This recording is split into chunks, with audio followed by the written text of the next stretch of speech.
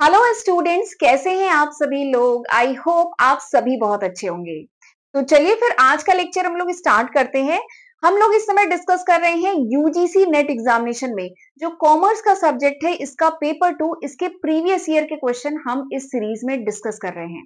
And इस series में आज मेरा पहला लेक्चर वीडियो है।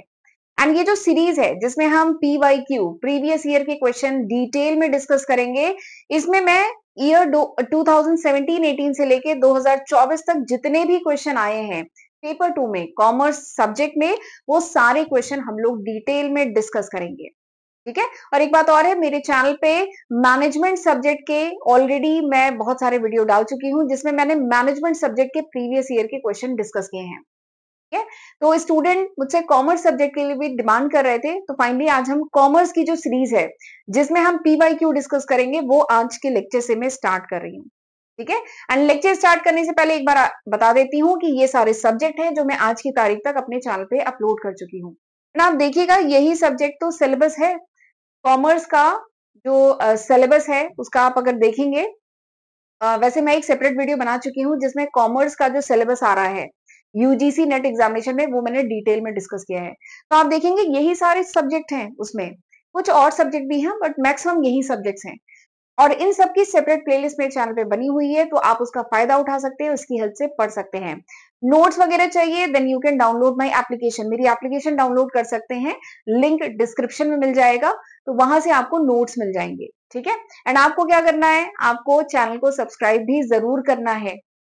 ठीक है। मैं आपके लिए इसी तरीके से, यूजीसी नेट एग्जामिनेशन जून में होने जा रहा है, तो मैं इसी तरीके से आपके लिए लेक्चर वीडियोस लाती रहूंगी। जितने भी प्रीवियस ईयर के क्वेश्चन पेपर हैं वो हम डिटेल में डिस्कस करेंगे। बस आपको मुझे सपोर्ट करना है, आपको चैनल को सब्सक्राइब करना है। लेक्चर यूजफुल लगे तो लाइक शेयर एंड कमेंट करके जरूर जाइएगा।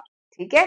तो चलिए फिर आज का हम लेक्चर स्टार्ट करते हैं आज के पहले क्वेश्चन से। तो ये जो पहला क्वेश्चन है ये सितंबर 2024 में आया हुआ क्वेश्चन है। तो क्वेश्चन क्या कह रहा है कि which of the following are the features of FEMA. FEMA के फीचर्स आपको बता रहे हैं। ठीक है। यहाँ पे 5 आपको आइटम दिए गए हैं, इनमें से कौन सा सही है, इसके 4 ऑप्शन आपको यहाँ पे दिए गए हैं। फेमा के बारे में देखिए क्या क्या बताया गया है। पहला है कि central government can regulate payment to and from a person situated outside the country. ठीक है। यानी सेंट्रल गवर्नमेंट रेगुलेट कर सकती है पेमेंट टू, यानी बाहर कोई आउटसाइड कंट्री है, उससे कोई पेमेंट आ रहा है या उसको कोई पेमेंट किया जा रहा है, तो सेंट्रल गवर्नमेंट उसको रेगुलेट कर सकती है। ठीक है। ये पहला फीचर दिया गया है। Holding of immovable property outside India is restricted, यानी इंडिया के बाहर कोई इमूवेबल प्रॉपर्टी नहीं खरीद सकते। ये क्या है फेमा में। अगला है तीसरा है RBI can restrict the transaction from the capital account even if it is done by authorise person, यानी आरबीआई किसी भी ट्रांजेक्शन को जो कैपिटल अकाउंट से हो रहा है उसे रोक सकती है, भले ही वो ऑथराइज पर्सन के थ्रू हो रहा हो। ठीक है। अगला क्या है, all foreign financial transaction are to be done through FEMA authorise person, यानी फेमा के जो ऑथराइज पर्सन है उसी के थ्रू जितने भी फॉरेन ट्रांजेक्शन है वो होंगे। ठीक। अगला पांचवा पॉइंट क्या है, FEMA applies to Indian citizen living abroad, यानी इंडियन सिटीजन जो बाहर रह रहे हैं उन पे फेमा अप्लाई है। ठीक। तो ये 5 पॉइंट आपको दिए गए हैं, आपको बताना है कि इसमें से कौन सा सही है। राइट। और ये आपको 4 ऑप्शन दिए गए हैं। तो अब आपको मैं बता देती हूँ FEMA is, what is FEMA. FEMA is foreign exchange management act. FEMA क्या है, foreign exchange management act. And ये क्वेश्चन आप तभी कर पाएंगे when you have idea about FEMA. जब फेमा के बारे में, इस एक्ट के बारे में आपको आइडिया होगा तभी ये क्वेश्चन कर पाएंगे, तभी आप बता पाएंगे कि इन पांचों में से कौन सा सही आंसर है। ठीक है। और एक बात बता दूं, ये इकोनॉमिक्स का एक बहुत इंपॉर्टेंट टॉपिक है। इकोनॉमिक्स की एक सेपरेट प्लेलिस्ट मैंने चैनल पे बनाई हुई है। 70 to 75 लेक्चर वीडियो में डिटेल में इकोनॉमिक्स पढ़ाई है, तो वहां पे भी आपको अगर इसकी और डिटेलिंग पढ़नी है तो आप वो रेफर कर सकते हैं। बाकी मैं फेमा के बारे में आपको थोड़ा सा बता देती हूँ। देखिए नाम क्या है, FEMA, foreign exchange management act. तो नाम से ही समझ में आ रहा है, basically this act is related with management of foreign exchange, यानी जो भी फॉरेन से ट्रांजेक्शन हो रहा है। ठीक है। फॉरेन ट्रांजेक्शन जितने भी हो रहे हैं, चाहे बाहर से पैसा आ रहा है चाहे बाहर पैसा जा रहा है, जितने भी फॉरेन एक्सचेंज या फॉरेन ट्रांजेक्शन हो रहे हैं उसके मैनेजमेंट से रिलेटेड, उसी को रेगुलेट करने के लिए ये एक्ट आया है। इस एक्ट में पूरी गाइडलाइन है कि फॉरेन एक्सचेंज जब भी हो, बाहर से पैसा जाए या बाहर से पैसा आए, तो क्या क्या गाइडलाइन है, क्या क्या फॉलो करना है। तो ये एक्ट उसी से रिलेटेड है। तो पहले मैं आपको फेमा के बारे में थोड़ा सा बता देती हूँ। कि फेमा एक्ट जो है this facilitate international trade and payment, यानी अगर कोई इंटरनेशनल ट्रेड हो रहा है, बाहर से एक्सपोर्ट हुआ या इंपोर्ट हुआ, तो किस तरीके से पेमेंट वगैरह होगा, ये सब इसमें बताया गया है। फॉरेन एक्सचेंज ट्रांजेक्शन कैसे होंगे, फॉरेन इन्वेस्टमेंट वगैरह क्या होगा, क्या रूल रेगुलेशन फॉलो करना है, ये सब फेमा में डिटेल में गाइडलाइन बताई गई है। एंड एक बात है, फेमा में ये भी कहा गया है कि जो भी ऑथराइज पर्सन है उसके थ्रू ही फॉरेन एक्सचेंज ट्रांजेक्शन होंगे। ठीक है, अब ये ऑथराइज पर्सन कौन होते हैं? Authorise person is the bank. Authorise person कौन होते हैं इस फेमा के अकॉर्डिंग? ऑथराइज पर्सन कौन है? ऑथराइज पर्सन है बैंक, या जो मनी चेंजर होते हैं वो लोग होते हैं ऑथराइज पर्सन, उन्हीं के थ्रू फॉरेन करेंसी आती है या इंडियन करेंसी जा सकती है। ठीक है, तो फॉरेन एक्सचेंज या फॉरेन ट्रांजेक्शन होंगे तो ऑथराइज पर्सन के थ्रू ही होंगे। ऑथराइज पर्सन मतलब बैंक। ठीक है, अब फेमा एक और चीज इसमें इंपॉर्टेंट है कि फेमा इंपावर करती है सेंट्रल गवर्नमेंट को, कि सेंट्रल गवर्नमेंट के पास ये पावर होता है कि वो कोई भी फ्लो ऑफ पेमेंट आ रहा है या पेमेंट जा रहा है, अगर उस पर कहीं पे भी कुछ डाउट है या कुछ भी इलीगल तरीके से हो रहा है, तो फेमा के तहत सेंट्रल गवर्नमेंट को ये राइट है कि उस ट्रांजेक्शन को वो रोक सकती है या उसकी इंक्वायरी कर सकती है। ठीक है, and RBI reserve bank of India को भी पूरा ये पावर है। तो this is FEMA, this is all about FEMA. तो अब आप मेरे ख्याल से काफी कुछ मैंने फेमा के बारे में बता दिया है, तो आप बता सकते हैं कि इनमें से कौन सा ऑप्शन सही है। ठीक है, कौन सा ऑप्शन सही है? तो देखिए, central government can regulate payment to and from a person situated outside India. तो हाँ, सेंट्रल गवर्नमेंट एंड आरबीआई के पास ये पावर है कि वो कोई भी ट्रांजेक्शन अगर फॉरेन से हो रहा है तो उसको ऑडिट कर सकते हैं, उसको रेगुलेट कर सकते हैं। क्या इंडियन बाहर इमूवेबल प्रॉपर्टी नहीं खरीद सकते? तो ऐसा कुछ नहीं है। ठीक है, अगला क्या है कि FEMA applies to Indian citizen living abroad. जो इंडियन सिटीजन बाहर रह रहे हैं उन पे अप्लाई है? नहीं नहीं, इंडिया से भी अगर पैसा भेजा जा रहा है या बाहर से पैसा आ रहा है, दोनों पे अप्लाई है। ठीक है, तो ये तो है नहीं। ठीक है, अब इसके बाद ये है, दिस इज, ये तो नहीं है। अगला क्या है, RBI can restrict the transaction from the capital account if an, हाँ, आरबीआई के पास ये पूरा पावर है कि किसी भी ट्रांजेक्शन को वो रिस्ट्रिक्ट कर सकती है, रोक सकती है, भले ही वो किसी ऑथराइज पर्सन के थ्रू हो। ऑथराइज पर्सन मतलब बैंक या मनी चेंजर के थ्रू। तो हाँ, ये सही है। All foreign financial transaction are to be done through FEMA authorise person. तो हाँ, जितने भी फॉरेन ट्रांजेक्शन है अभी मैंने बताया वो ऑथराइज पर्सन के थ्रू होंगे। तो आप समझ गए, A C D is the correct answer. तो बताइए यहाँ पे कौन सा सही है?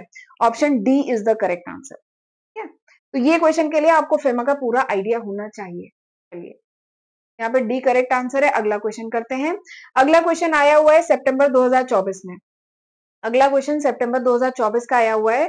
क्वेश्चन क्या कह रहा है कि exporting firm is termed rider where the other firm with the established distribution channel in the target country is termed as carrier. This phenomenon is known as, इसको क्या कहा जाता है?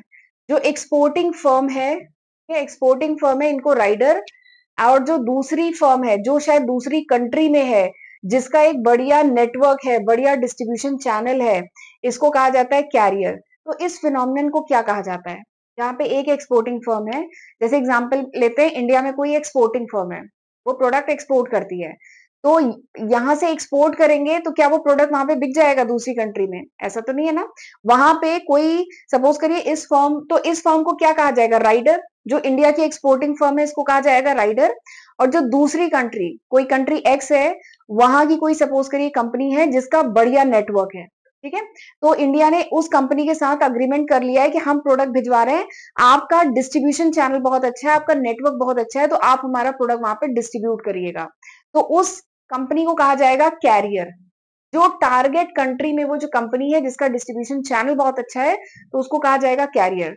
तो इस फिनोमिनन को क्या कहते हैं? This is the question.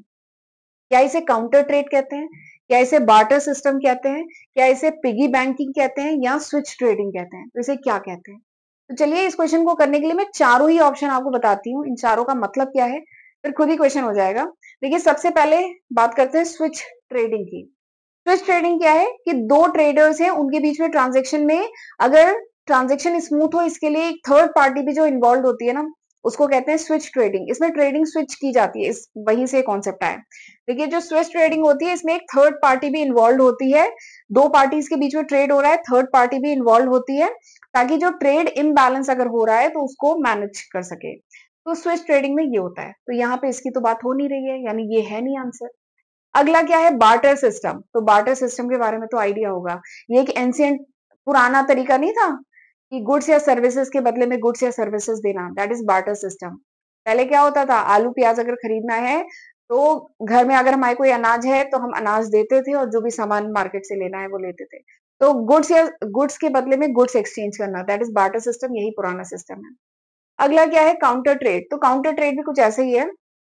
Counter trade, ये देखिए, काउंटर ट्रेड इंटरनेशनल ट्रेड है जिसमें गुड्स एंड सर्विसेज को एक्सचेंज किया जाता है अदर गुड्स एंड सर्विसेज से, कोई हार्ड करेंसी नहीं होती है, दैट इज काउंटर ट्रेड।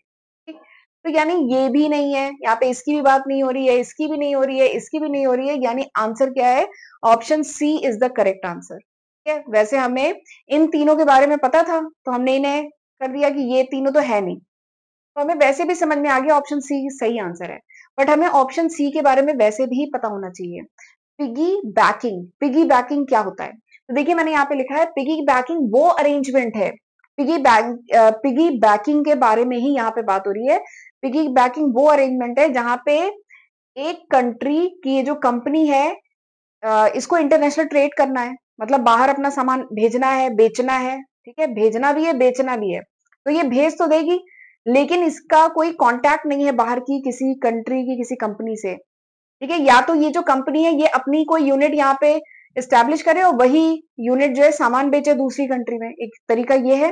लेकिन ये किसी छोटी फर्म के लिए, किसी नई फर्म के लिए बहुत मुश्किल है। तो फिर क्या किया जाता है, ये जो कंपनी है इस कंट्री में, ये क्या करती है, एक अग्रीमेंट कर लेती है दूसरी कंट्री की किसी कंपनी से जिसका अच्छा डिस्ट्रीब्यूशन नेटवर्क है। ठीक है, तो इसको कहा जाएगा राइडर, इसको कहा जाएगा कैरियर, और फिर ये सामान यहाँ पे बेचेगी। ठीक है, तो इसी को कहा जाता है पिगी बैकिंग। देखिए मैंने लिखा है अरेंजमेंट जहां पे कंपनी यूज करती है दूसरी कंपनी के स्टैब्लिश नेटवर्क को यूज करती है ताकि अपने प्रोडक्ट एंड जो सर्विसेज है वो फॉरेन मार्केट में बेच सके। और ये बहुत ही कॉस्ट इफेक्टिव तरीका है, और specially for smaller and new company, जो छोटी कंपनियां हैं, नई कंपनियां, उनके लिए बहुत अच्छा तरीका है। तो यहाँ पे आपको समझ में आ गया होगा, option C is the correct answer. चलिए अगला क्वेश्चन देखते हैं। अगला क्वेश्चन इकोनॉमिक्स का है, और ये बेसिक क्वेश्चन है, क्लास 12th वाला, एकदम बेसिक क्वेश्चन है। मैच करना है लिस्ट वन को लिस्ट टू से मैच करना है। लिस्ट वन में दिया है size of market, demographic environment, export oriented unit, multinational corporation MNC. List two में दिया है globalisation of business, foreign trade policy, macro environment, non economic environment. तो आपको मैच कराना है, ये बेसिक अलग अलग टर्म्स हैं जो एकदम क्लास 11 12th वाले बेसिक टर्म्स हैं। ठीक है, नेट में दिसंबर 2019 में आया हुआ क्वेश्चन है। ठीक है, तो देखिए एमएनसी क्या होती है, मल्टीनेशनल कॉर्पोरेशन क्या है, वो कंपनीज, वो कॉर्पोरेशन जिनका हेड ऑफिस एक कंट्री में होता है लेकिन उनके जो सब्सिडरीज होती है वो अलग अलग कंट्रीज में होती है। ठीक है, और वो नेशनल ग्लोबल लेवल पे काम कर रही होती है, दैट इज एमएनसी। तो एमएनसी बताइए यहाँ पे किससे रिलेटेड है, क्या वो macro environment, non economic environment, foreign trade policy, या ग्लोबलाइजेशन ऑफ बिजनेस? तो एमएनसी बेसिकली क्या है, ग्लोबलाइजेशन ऑफ बिजनेस, बिजनेस को केवल एक कंट्री में नहीं ग्लोबलाइज किया जा रहा है, ग्लोबल लेवल पे काम हो रहा है। तो डी किससे मैच हो रहा है, वन से। तो देखिए इन सब में डी किससे मैच हो रहा है, वन से, तो ये कहाँ कहाँ पे है, ये दोनों, यानी ए या डी आंसर है। ठीक, अगला क्या है, एक्सपोर्ट ओरिएंटेड यूनिट, यानी वो यूनिट जो एक्सपोर्ट कर रही है। ठीक है, तो एक्सपोर्ट ओरिएंटेड यूनिट, अगर आप एक्सपोर्ट इंपोर्ट वाले बिजनेस में एक्सपोर्ट कर रहे हैं तो आपको फॉरेन ट्रेड पॉलिसी के बारे में पता होना चाहिए ना। फॉरेन मतलब बाहर की कंट्री से अगर हम ट्रेड कर रहे हैं, बाहर की कंट्री की किसी कंपनी से ट्रेड कर रहे हैं, तो हमें पॉलिसी क्या, रूल रेगुलेशन क्या, गाइडलाइन है, ये सब पता होना चाहिए ना। तो एक्सपोर्ट ओरिएंटेड यूनिट किससे मैच हो रहा है, सी मैच हो रहा है सेकंड से। तो सी मैच हो रहा है सेकंड से, यहीं पे हो रहा है ना, और तो कहीं नहीं हो रहा है। तो मुझे वैसे ही पता चल गया डी इज द आंसर, क्योंकि मैं इन दोनों के लिए श्योर हूँ। ठीक है, यही करना है। जो मैचिंग वाले क्वेश्चन है उसमें आप एक को भी लेके अगर 100% श्योर है, दो को भी लेके 100% श्योर है, तो आप इस तरीके से कर सकते हैं। तो ये दो तो मेरे मैच हो गए, तो मुझे पता है आंसर आंसर डी है। बाकी और देख लेते हैं। ये जो डेमोग्राफिक इन्वायरमेंट होता है वो क्या है, वो मैक्रो इन्वायरमेंट है कि नॉन इकोनॉमिक इन्वायरमेंट है, डेमोग्राफिक इन्वायरमेंट? तो मैं बता देती हूँ। देखिए इन्वायरमेंट को अगर मैं मोटा मोटा डिवाइड करूं, दो टाइप के होंगे, economic environment, non economic environment. Economic environment मतलब इकोनॉमिक इन्वायरमेंट के जो फैक्टर्स आएंगे, जैसे आपका आएगा इंटरेस्ट रेट क्या हो रहा है, इन्फ्लेशन क्या है, एम्प्लॉयमेंट लेवल क्या है, इनकम डिस्ट्रीब्यूशन क्या है, ये सब इकोनॉमिक इन्वायरमेंट के फैक्टर्स हैं। नॉन इकोनॉमिक फैक्टर का इन्वायरमेंट आपका नॉन इकोनॉमिक इन्वायरमेंट में क्या क्या आता है, आपके डेमोग्राफिक फैक्टर्स जो होते हैं, ठीक है, एज, जेंडर, ये सब। ठीक है, एजुकेशन और आपका social environment, political environment, legal environment, cultural environment, natural environment, ये सब नॉन इकोनॉमिक एनवायरनमेंट है। और ये डेमोग्राफिक एनवायरनमेंट भी नॉन इकोनॉमिक एनवायरनमेंट है। तो ये बी किससे मैच हो रहा है? 4 से। तो बी 4 से कहाँ मैच हो रहा है? ये मैच हो रहा है। तो देखिए आंसर डी ही निकल के आ रहा है। फिर अगला क्या है? Size of the market. तो size of the market is macro environment. ठीक है, तो साइज ऑफ द मार्केट ये यहाँ पे 3 लिखेंगे ये। तो ये इससे मैच हो रहा है, डी इज आंसर। ठीक, तो मैचिंग वाले तो कह लीजिए और आसान होते हैं करना। आगे बढ़ते हैं अगले क्वेश्चन पे। अगला क्वेश्चन सीएसआर पे है, कॉर्पोरेट सोशल रिस्पॉन्सिबिलिटी पे क्वेश्चन है। तो क्वेश्चन क्या कह रहा है कि which of the following are plans of CSR to consumer, यानी इनमें से कौन सा जो है सीएसआर का पार्ट है या सीएसआर का प्लान है। सीएसआर मतलब कॉर्पोरेट सोशल रिस्पॉन्सिबिलिटी। ठीक है, अच्छा सीएसआर पे बहुत क्वेश्चन आते हैं, ये मैंने पिछले लेक्चर में भी कहा है। कॉर्पोरेट सोशल रिस्पॉन्सिबिलिटी पे मैं हर साल देखती हूँ बहुत सारे क्वेश्चन पूछे जाते हैं। मैं 2017-18 से लेके 2024 के क्वेश्चन पेपर का एनालिसिस कर रही हूँ। कुछ टॉपिक हैं जिन पे क्वेश्चन आएंगे ही आएंगे, तो सीएसआर पे तो क्वेश्चन रहता ही है। ठीक है, ये टॉपिक जरूर करके चाहिएगा और बहुत आसान थ्योरेटिकल टॉपिक है। देखिए सीएसआर होता क्या है? कॉर्पोरेट सोशल, वर्ड क्या है? कॉर्पोरेट सोशल रिस्पॉन्सिबिलिटी, यानी कॉर्पोरेट की सोसाइटी की तरफ रिस्पॉन्सिबिलिटी। देखिए ऑर्गेनाइजेशन सोसाइटी का पार्ट होता है। ऑर्गेनाइजेशन से जितने भी लोग हैं जुड़े, जितने भी लोग हैं, चाहे वो एम्प्लॉइज हैं, सप्लायर हैं, शेयर होल्डर हैं, टॉप मैनेजमेंट है, कस्टमर है, सब लोग सोसाइटी का पार्ट है। तो ऑर्गेनाइजेशन ठीक है अपने लिए तो काम कर ही रहा है, प्रॉफिट कमाने के पर्पज से काम कर ही रहा है, बट क्योंकि वो सोसाइटी का पार्ट है इसलिए, और इतना जो उसे प्रॉफिट हो रहा है, वो अच्छे से काम कर पा रहा है, वो सोसाइटी की वजह से काम कर पा रहा है। इसलिए ऑर्गेनाइजेशन की रिस्पॉन्सिबिलिटी है कि सोसाइटी से इतना लिया है तो सोसाइटी को देना भी है, सोसाइटी की तरफ उसकी रिस्पॉन्सिबिलिटी है। तो उसी को कहा जाता है कॉर्पोरेट की सोशल रिस्पॉन्सिबिलिटी, यानी सोसाइटी की तरफ जो जिम्मेदारी है, that is called corporate social responsibility. ठीक है, तो इसमें पूछा जा रहा है कि कौन सा प्लान है corporate social responsibility to consumer, consumer की तरफ क्या जिम्मेदारी है ऑर्गेनाइजेशन की। ठीक है, 4 ऑप्शन दिए गए हैं, आपको बताना है सही। तो पहला क्या है? Reasonable chance and proper system for accomplishment promotion, कि रीजनेबल चांस हो, प्रॉपर सिस्टम हो प्रमोशन का, तो ये तो नहीं है। ठीक है, ये तो नहीं है कि प्रमोशन का रीजनेबल चांस हो, तो ये कंज्यूमर के लिए नहीं है। अगला क्या है? To supply and goods reasonable price even when there is a seller market. तो हाँ, ये कंज्यूमर की तरफ किसी भी कॉर्पोरेट की रिस्पॉन्सिबिलिटी है कि प्रोडक्ट जो है रीजनेबल प्राइस पे हो, भले ही सेलर मार्केट हो, यानी सेलर का मार्केट में डोमिनेंस हो, पर फिर भी प्रोडक्ट रीजनेबल प्राइस में मार्केट में मिलने चाहिए। तो हाँ, ये समाज की तरफ दायित्व है किसी भी ऑर्गेनाइजेशन का, तो ये सीएसआर है, ऑप्शन बी तो सही है। अगला क्या है? Improve the efficiency of the business operation, business operation की इफिशियंसी इंप्रूव हो, तो ये बिजनेस ऑपरेशन से रिलेटेड है ना, कंज्यूमर से तो रिलेटेड है नहीं, ये तो नहीं है सीएसआर।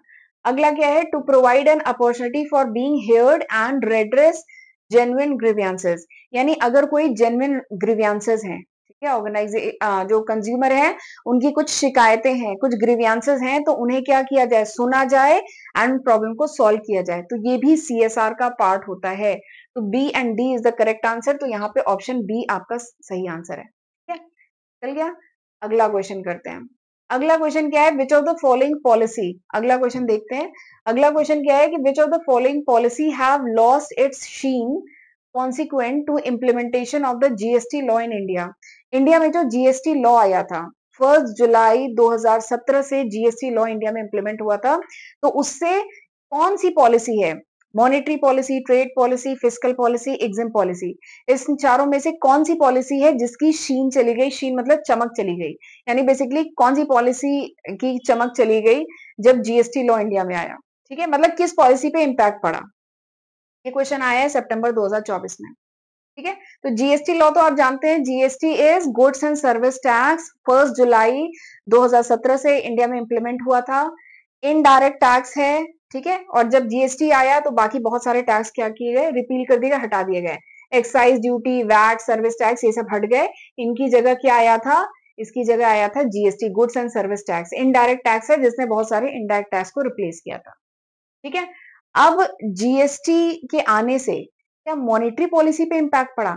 तो देखिए मॉनेटरी पॉलिसी होती क्या है? Monetary policy basically supply of money in the economy, economy में जो मनी की सप्लाई है उससे रिलेटेड पॉलिसी है। कब सप्लाई को ज्यादा करना है, कम करना, उससे रिलेटेड पॉलिसी है, तो उस पर नहीं इंपैक्ट पड़ा।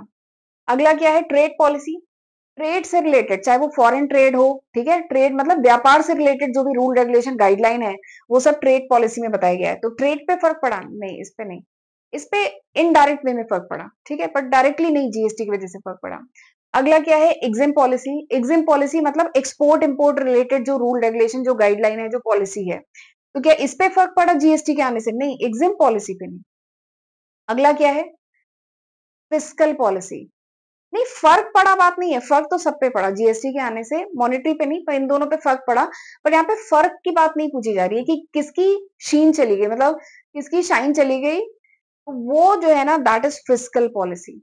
फिस्कल पॉलिसी बेसिकली क्या है, फिस्कल पॉलिसी में जो भी टैक्स से रिलेटेड जो भी चेंजेस हो रहे थे, जो भी गाइडलाइन है, जो भी रेगुलेशन है टैक्स से रिलेटेड, वो सब किसका पार्ट थे, फिस्कल पॉलिसी का पार्ट थे। टैक्स मॉनेटरी पॉलिसी में नहीं आता, टैक्स ट्रेड में नहीं आता, टैक्स एग्जिम में नहीं आता, टैक्स किसका पार्ट है, फिस्कल पॉलिसी का पार्ट है, ठीक है। तो उसका उसकी शीन गई, ठीक है। तो यहाँ पर क्या है, fiscal policy, option B is the correct answer. और एक बार देखिए मैंने यहाँ पे लिखा हुआ है, जो फिस्कल पॉलिसी है that is use of the government spending and taxation to influence the nation's economy.